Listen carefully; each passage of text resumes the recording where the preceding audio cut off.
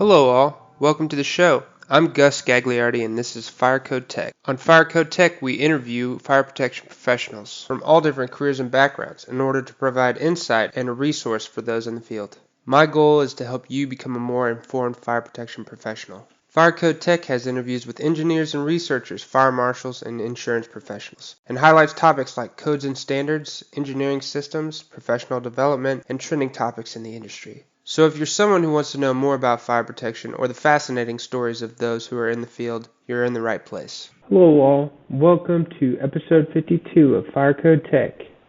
On this episode we have Richard Alpert.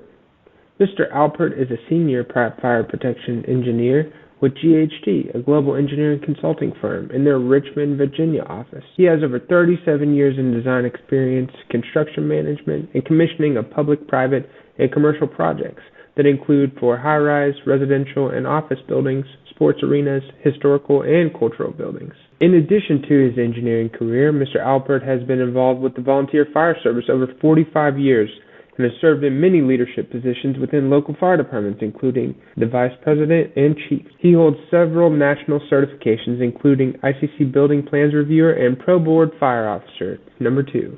Really enjoyed this episode. Rick and I talk about professional development, how to mentor remotely, and how he has dealt with the pandemic as so far in technology and, learning to adapt in the modern construction environment. Do me a big favor and hit that subscribe button so you know every time when the podcast comes out on Mondays. And follow us on social media so you can see the graphics and the information that I put out about fire and life safety. Also, if you find some value in the content, I would just ask you please to go rate and review on Apple Podcasts. It helps other people be able to see the show, and it helps me be able to continue producing the show. Let's get into the episode. Welcome to the podcast, Rick. Thank you so much for coming on, and just excited to talk with you. Yeah, thank you for having me this morning. Typically, I like to get started with letting everybody know a little bit about your background, sir. Would you mind telling the listeners, kind of how you got started in fire and life safety? My career basically would have been, my 16th birthday. I got my application to the Talmenson Volunteer Fire Department up in Talmenson, PA. Grew up in rural Pennsylvania. My father joined the fire department, I think in 64 when we moved to Pennsylvania. Was always around the station. Being rural Pennsylvania, that was the social life of that area, was the firehouse. So I joined as soon as I could. Like I said, I got my application for my 16th birthday. Joined, liked the volunteer fire service, thought I would go into a professional career. So ended up going to a 2-year college down in Salisbury, North Carolina, with the intent of becoming a professional firefighter. Graduated from that school, did some interview with some fire departments, also with some industries such as Tennessee Valley Authority, and they were discussing that I would be the fire tech and I would report to the fire protection engineer.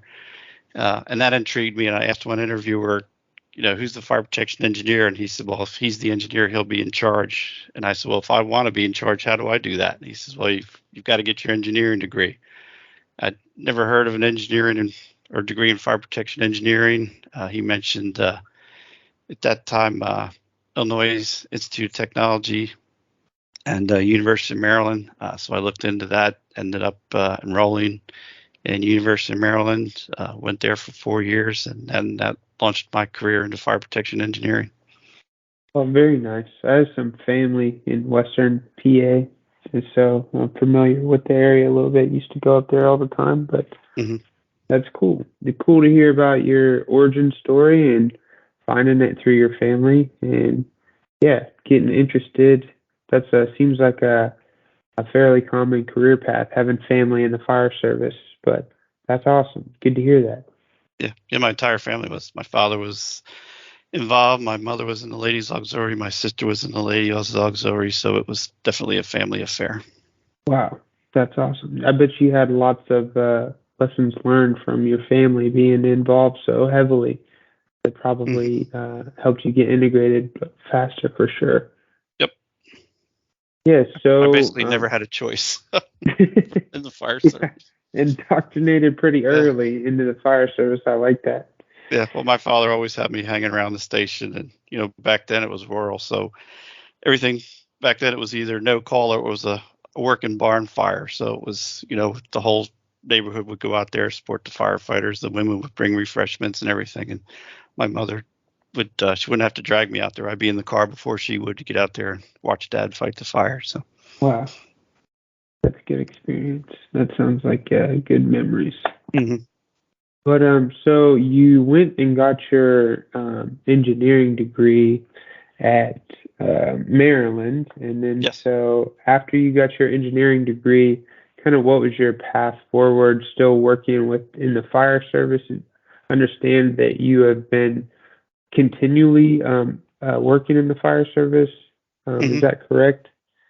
Yes, as I've moved around and taken different jobs, I've tried to stay in the volunteer fire service, which is tough. When I first got out of Maryland, I entered in and got some jobs supporting the nuclear industry, which basically they're term contracts. You work here for 6 months. If you're doing a good job, you get to stay for a year or two or three, and then that job's usually done. Your company gets another contract at another nuclear power site, and they move you to another site. So during those years, it was tough to stay fully involved with the volunteer fire department, but I tried to, if I was in an area for a couple of years, to at least join and support the local volunteer fire departments if I could. Or if a lot of the power plants too had fire brigades, so if I was up there, I was trying to help with at least with training or something with the fire brigades at the nuclear power plants if I could. But then once I got out of that industry and settled down, once I got a family, I joined the local fire departments whenever I could where I lived. Oh, very nice. Yes. So, what was your experience like working in and around like nuclear facilities? Was it more like helping with ITM and that sort of thing, or more focused on like plan review and documentation, or what kind of different roles and were you involved in during that time in your life? Mostly in nuclear power plants it was compliance type job functions. NRC had their guidelines and requirements. A lot of that came out of the Browns Ferry fire, as far as fire protection, fire stopping, fire barriers, programs, and that sort of stuff for the nuclear industry.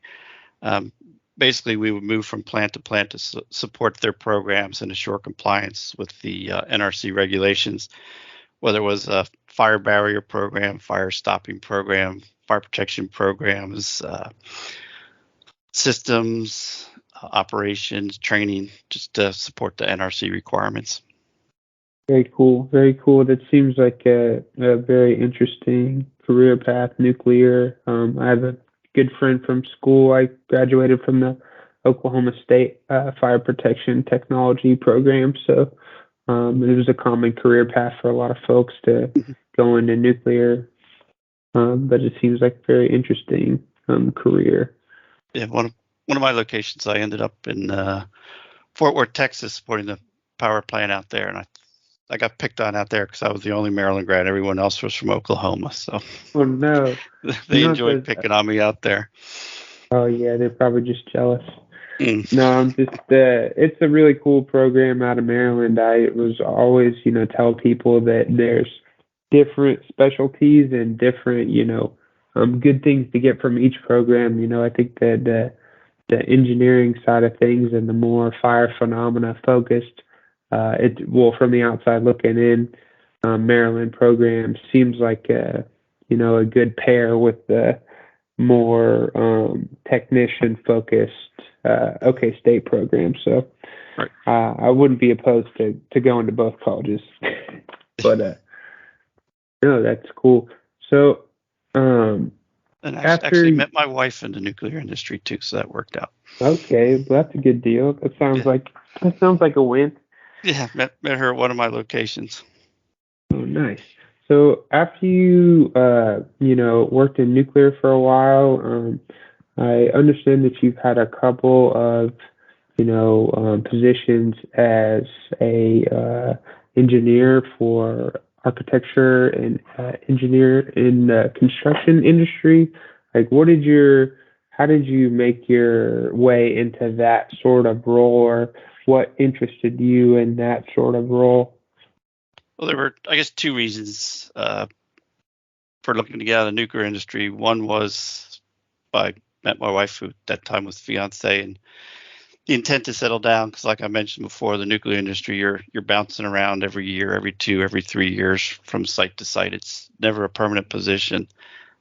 Wanted to be able to settle down, and at that time too, the nuclear industry was starting to go through a change. Some of the plants were shutting down. A lot of them were reorganizing. Some of the power companies were buying up a lot of the nuclear power plants. So there were seemed to me that there was going to be less and less opportunities in the nuclear industry moving forward, and it just seemed like a good time to get out and make the jump. And had a friend of mine that I had known was working for an AE firm in Philadelphia. At that time, I was based out of Philadelphia, and talked to him and looked into making the jump, and then made the jump from the nuclear industry into the AE industry and joined his firm in Philadelphia. Very nice, very nice. Yeah, that's unfortunate about nuclear. That's a sad deal. I wish that wasn't the case. I think that globally that seems to be a trend, though. People wanted the public perception of nuclear ramping down to some extent. But so you were working for a firm out in Philadelphia, and was this just a engineering firm or an architect and engineering firm? And what kind of work were you involved in this first position in Philadelphia? It was an AE firm. They did full architectural engineering support in-house. Joined that group. Ended up, before I left, I guess being in charge of the fire protection group there. It was nice in that firm. They did a lot of sports and entertainment complexes, which I enjoyed. So we did work on the Phillies ballpark in Philadelphia, supported the ballpark down in their training facility in Florida, did a lot of racinos, which was interesting work, working with the racetracks and the casinos, doing that type of work, high life facilities, stadium work. So that was definitely enjoyable, and some large and complicated projects working for that group. Wow, that's awesome. That's really interesting and different work to be working for sports complexes and big arena type facilities. That's a unique hazard, without a doubt. It definitely learned there how to work with the architects and all the consultants and all the different disciplines. Because when you get into large projects like that, it's definitely something you need to work with everybody together. Oh, for sure, yeah. And I mean, it's interesting. It seems like just from like briefly looking at your career on LinkedIn, like that you've always kind of worked for some pretty larger firms, or like had a good. You probably all to start with those large kind of ballpark projects. That's a pretty significant way to get started. It's not like you started with a whole bunch of small stuff, so that's interesting. Well, it's interesting because I've worked for large firms, worked for small firms, jumped back and forth. Probably you can see if you have my resume. People ask for my work history, and it's like a page and a half long on the companies I've worked for. So. Oh, nice. Well, it's good to have that perspective on, because it's quite a difference in the industry between, whether you work for a full service AE firm or just an engineering firm, or, a small company, a medium company, or a huge company. So, yeah, I wanted to speak with you about just like your perspective from, it seems like a couple of your roles have been for some really large company, and I'd never had the opportunity or to work for like a big corporation. So I've worked with people who have, but what's your thoughts on just like working on these large scale projects and, just some of that perspective with large companies and large projects? As far as the large companies, because I worked for large companies, worked for small companies, I guess because basically with companies, with a large company, the human resources, the tech support, all that's going to come from like the larger company, and I guess that's between a small company and a large company, they're basically the same. It's all how you get that information and that support. The big difference is, from what I found out, it doesn't matter whether you work for a small company or a large company. It's who your immediate group you're working for, and that makes the difference. Your supervisors, senior engineers, junior engineers you're working with. Because whether it's a small company or a large company, that's what makes the difference, is the people you're directly interacting with, and the support you're getting directly from your supervisor and your peers. Because you can work for a large company, get the support from corporate, but not get the local support, and you can work for a small company and not get the local support. So that's the difference, is the people immediately around you, and how they're going to support you, and the interactions with that group.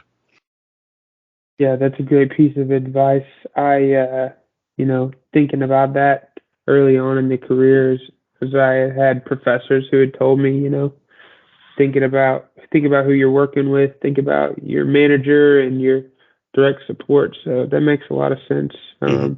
Whether it's local or international, how's your team and what's the support structure around you? So that's Right. interesting to hear. I like that answer.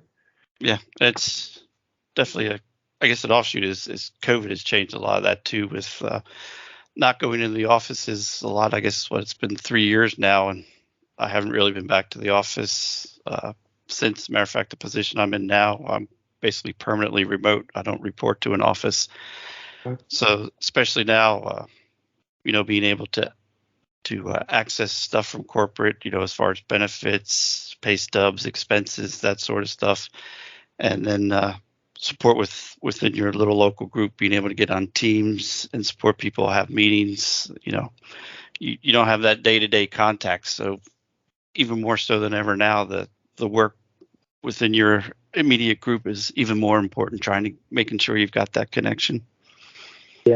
Yeah, that's I'd be interested to hear more your thoughts on the pandemic and just how that's changed the way you work. I spoke with a variety of professionals from, really early on in their career and to more tenured professionals, trying to coach people for, young students out of college, like how they can find mentors and figure out all these tools and how to do their job in pandemic times has been a struggle for some people. But yeah, what are your thoughts on remote work and just the new landscape of delivering projects in this digital age?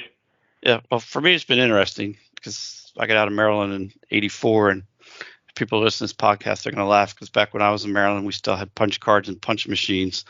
You'd stand in line for 45 minutes to get on the punch card machine and make your punch cards, so you could hand them to someone behind the counter and run your programs, and then they'd give you a big printout of whether your program worked or not. So we had no computers, no laptops or any of that. When I got out, I started working. Drawings were still hand drawn. We didn't have CAD operators. We had guys with pens and pencils and drafting boards. We had the old blueprint machines with the ammonia that always smelled in the back of the rooms.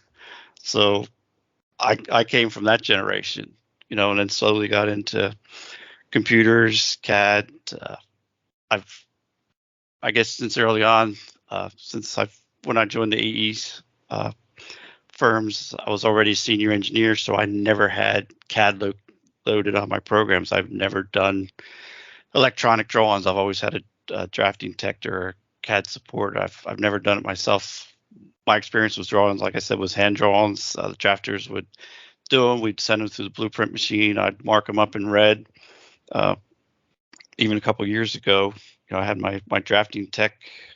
He'd set up the drawings. He'd print them out. I'd mark them up with red pencil, give them back to him, and he'd draft them up. Now with the remote, everything's over Bluebeam or some other platform like that.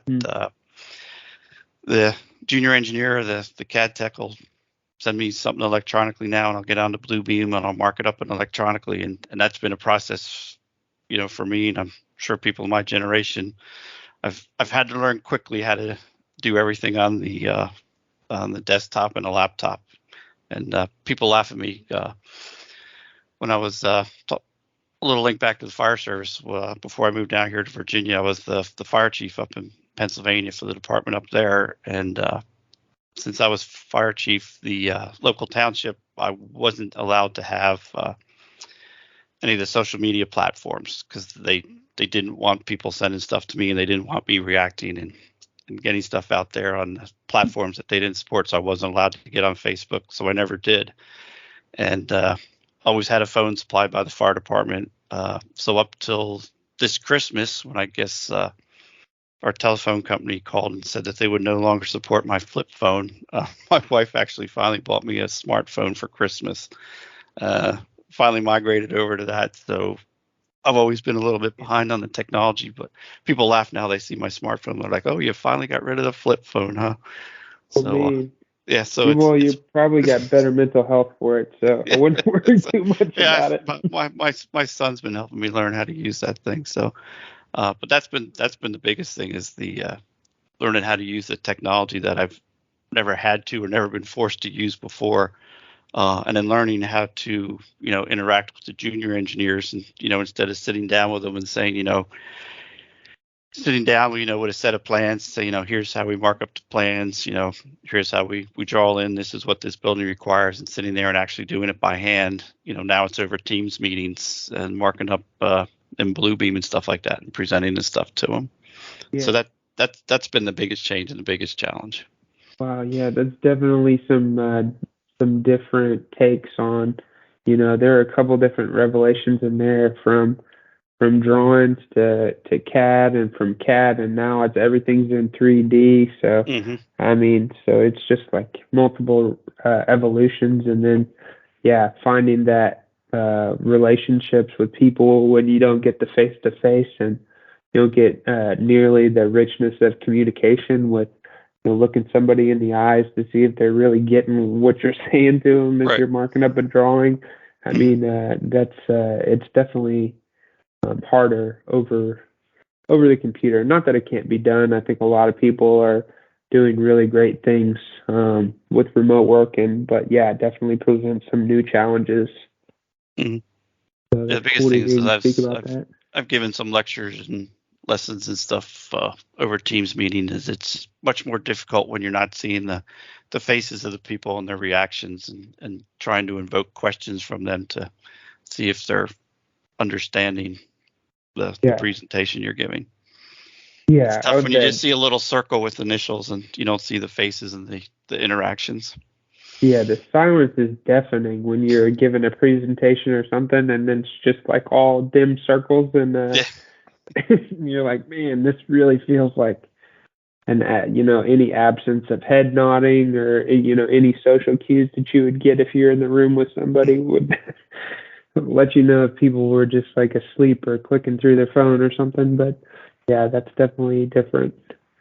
I've learned if I'm going over something or doing a lessons or something like that, you've got to intersperse it with questions to keep everybody involved. That's a good tip. So you mentioned, the fire service has been a through line in your career, but I always like to ask professionals when I get them on that have the great opportunity to have insight to actual firefighting, and then pair that with the technical knowledge of engineering, like, just be interested to hear how that has affected your career and what kind of insights that you've gained by having that time in the fire service. I guess I can answer that by, I guess the biggest example, we had one AE firm we had a project in a military base up in Northern Virginia, involved a new building with a parking garage, and the junior engineer that was working on it, was following the NFPA standards, the DoD standards, and there was an issue with the standpipe. I can't remember whether it was the location of the hose outlets or some code issue that was going on between the fire marshal at the site and the junior engineers, and they'd had a couple submissions and a couple review meetings, and the issue just couldn't get resolved. And at one point, the fire marshal told the engineer, he goes, "Well, you're an engineer, you just don't understand, what we need and what's going on out there in the fire service." So our supervisor asked me to go up for one of the meetings. He goes, "You've been in the fire service, the language, you can talk to talk." So I went up to the review meeting, met with the fire marshal, gave the same information that the junior engineer had given, the same proposals. But I went into the meeting, I introduced myself, as the lead engineer, and I said, I've got, 30 some odd years fire service, used to be a fire chief. I said, so if you've got an issue, I said, I understand where you're coming from. He goes, oh, you're one of us, you speak our language. And he said, well, what do you propose to resolve this? And I gave the same proposal that the junior engineer did. And he goes, that's great. Let's do that. There you go. It was just the fact that, he saw me, as his equal, one of his brothers in the fire service, that I must understand, what he needed and what he was looking at. And it was the same proposed solution, but now it was acceptable. Yeah. Because it wasn't coming from the engineer that didn't know what the fire service needed. Yeah. Well, I mean, I can definitely understand that he is probably coming from a place of, having real notable points of frustration with things that engineers have done where they absolutely do not understand. So I'm sure that he was coming from the right place, but that's kind of funny that he had accepted the proposed solution. But yeah. I think we walked out of the meeting, the junior engineer just threw his arms up in the air. He said, I just don't get it. I said, yeah, it's a fire service thing. I said, don't get upset. Well, yeah, I mean, it's a good lesson to, think about just those perspectives. I've been caught up before and just not keeping the functional in mind and fighting for whatever it is, clearance in a fire riser room or something, and you just gotta kind of keep that perspective in mind. So I appreciate that anecdote. But yeah, so you mentioned Standpipe, and the way that I was able to find you is, and I'll put a link in the show notes for the people who want to go read it, but you wrote a great article on Standpipes, and it was one of the first articles I ever got to read as a young engineer where like the process of the building codes like kind of clicked for me. And so, as coming out of school, even though you talk about the building code and NFPA documents, it just wasn't clear to me, how do I know when this standpipe system is required? And I read your article, and for some reason, it's clicked with me. It was succinct. You spelled it out very clearly. If you meet these criteria in the building code, then, and building code is adopted in your jurisdiction, then this system is required. And it was like a eureka moment for me. So yeah, I really enjoyed that article from you, and I'd just like to hear, about that article or any other articles that you've written and why you chose to write that article. Yeah, that article, that was in Sprinkler Age magazine, and when I was the AE firm I was with at that time, we were members of the ASPE. I think that's the organization. I hope I didn't get it wrong. That Sprinkler Age is their publication, and we were active in that group. And we were also familiar with the technical advisor at that time. And he called us up once and said, "Hey, we're looking for an article. Would anyone in your group be interested in writing an article?" And he said, "We're doing sprinklers and standpipes will be the focus of the issue and in that month's publications." And so we had a group meeting. The supervisor said, "Anyone interested?" And I said, "Oh, sure, I'll write something up." And I guess that got it started. And I just started researching and went into it and developed that article. My first thought was, well, if I'm going to go through and talk to it, I guess, the first thing we always look at a project, as far as systems is what's required. That's the first thing the architect always asks the engineers, do I have to put in a sprinkler system? Do I need a standpipe system? So that's why I wanted to start off the article with, not necessarily how it goes in, but why it goes in. What's the code requirement? At what point do you look at the code and say, okay, I meet these parameters, so now I need a standpipe system. Okay, I need a standpipe system. What type of standpipe system do I need? What parameters do I need to look out now? And that's how that article developed. And when I was initially writing it, we were talking with the publication. They said, give us something, anything from like 12 to 1,500 words. And I think that one ended up being almost 2,800 words because once I started writing, I just kept going. They're like, oh, it's a little bit longer, but we can work with it. So since then, I've written, there's one more article on Standpipes. We actually took that article and we had a high-rise project here locally in Norfolk, Virginia. And we did a lessons learned article. So we took that article and said, okay, here's how you figure out if you need a standpipe, what type of standpipe, where the hose valve goes, that sort of stuff, how you interact with the other systems. So we took like a point by point information from that article and applied it to the high-rise project on how we met those requirements and how we integrated into our design. And then also, I think a year or two ago, wrote an article related to standpipes, but it was on fire department connections. Actually looked into it and said, looking into this, there's more requirements for fire department connections than people think they are, as far as locations, number of inlets, that sort of stuff. Who gets to approve the fire department location? I'm still going on 2 or 3 projects right now, is who gets to approve that. So that was also another offshoot of that article, and that was published, I think, a year or so ago. And I'm currently working on one on doing a hydraulic calculation for a typical standpipe system. I had mentioned that in my original article, got into a little bit on that, but not into the specifics on how you actually do one, because I've had many projects where we'll require it in our specifications, so you need to do a hydraulic calc in accordance with NFPA 14, and the contractor will come back, and a lot of times he'll say, I don't know how to do that. I've never done one. And so I thought an article on that would be some good information too. So I'm currently working on that one. Well, you have to let me know when that one comes out, because that sounds like a good resource. I think it is a little bit more of a niche topic, because people either with manual standpipes are not thinking so much about those calculations for better, or for probably mostly worse, that they're not well versed in the calculations. And so I think that's great information for anybody who wants to learn about the subject. There's a lot more resources for sprinkler calculations than there are for standpipes, so I think that's a good topic.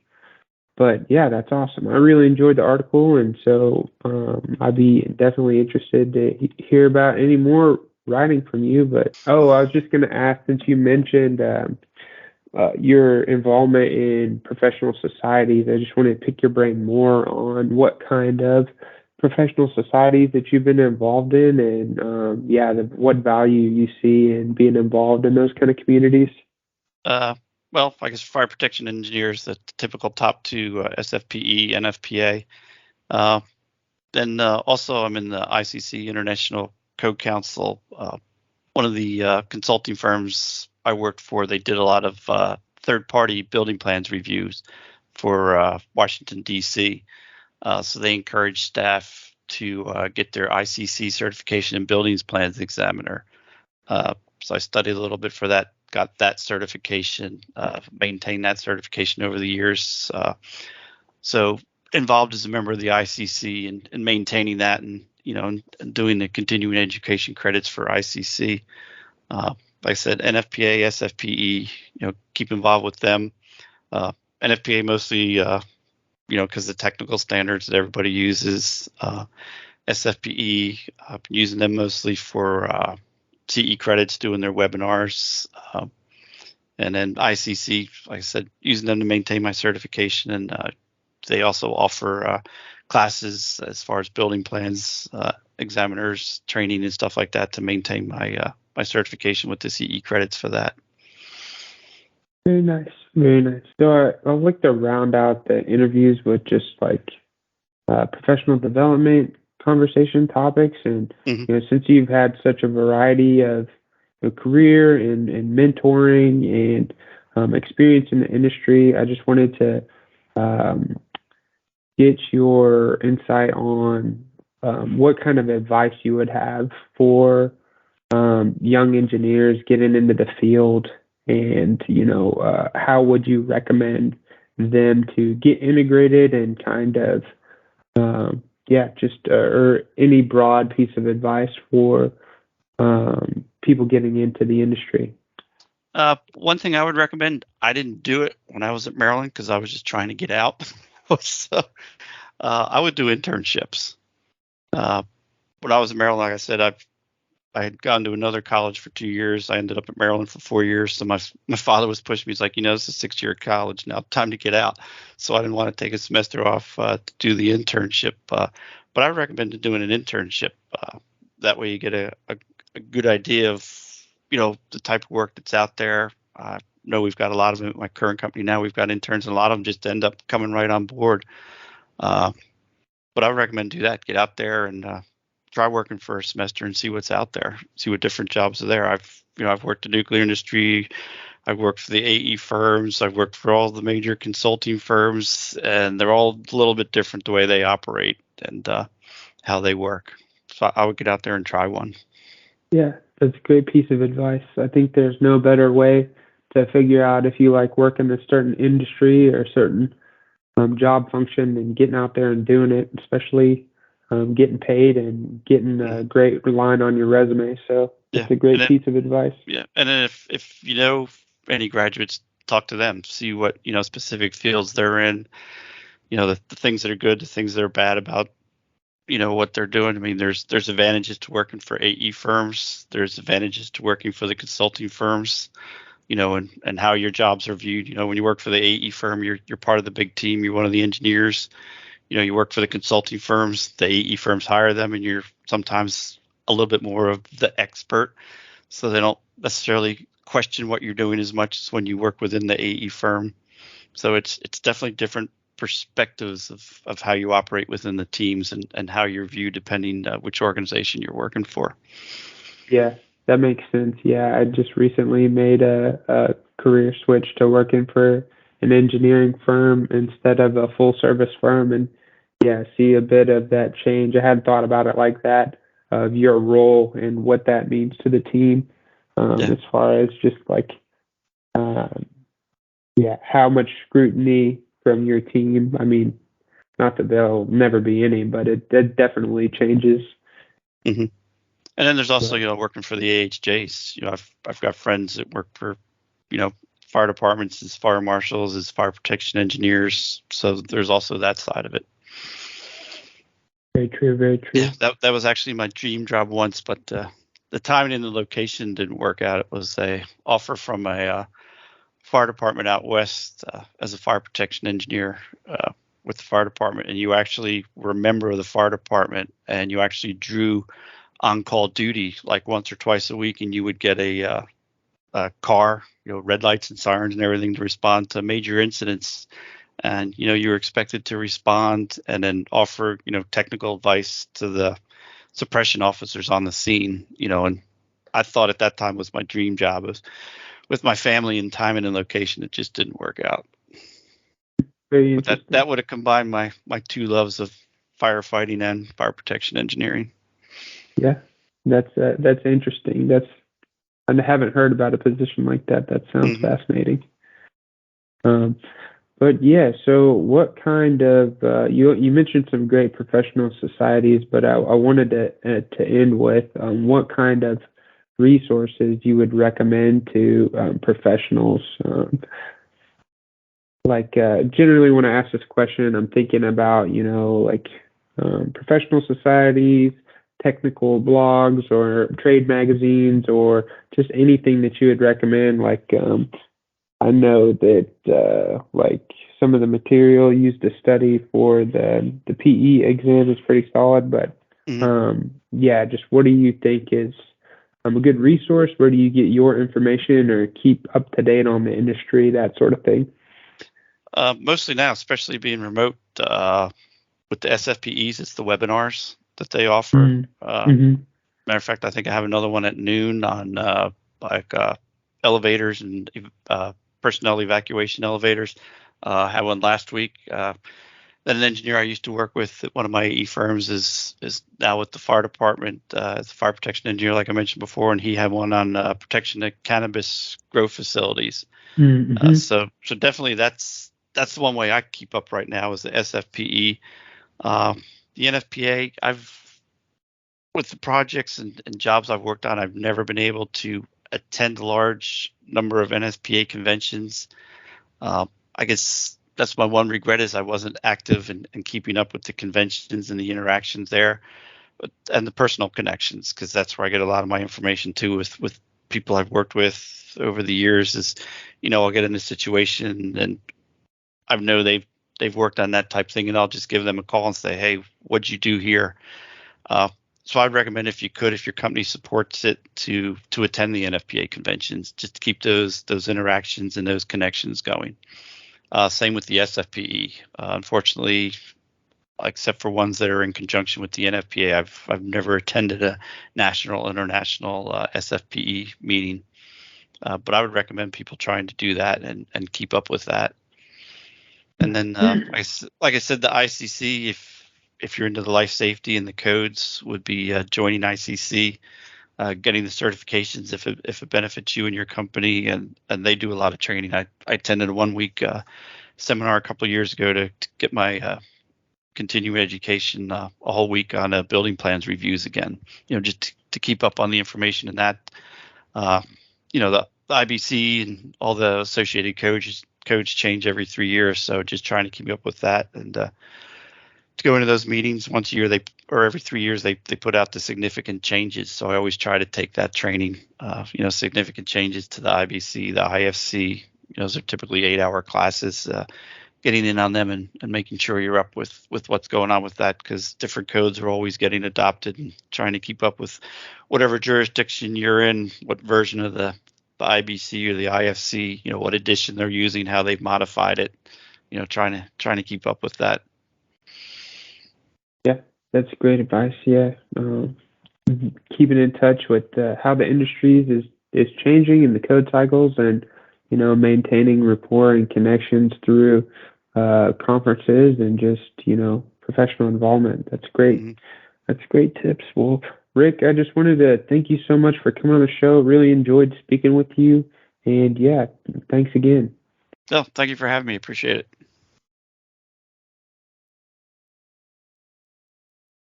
Awesome. Well, let me see if I can stop this thing. Yeah. Thanks for listening, everybody. Be sure to share the episode with a friend if you enjoyed it. Don't forget that fire protection and life safety is serious business. The views and opinions expressed on this podcast are by no means a professional consultation or a codes and standards interpretation. Be sure to contact a licensed professional if you are getting involved with fire protection and or life safety. Thanks again, and we'll see you next time.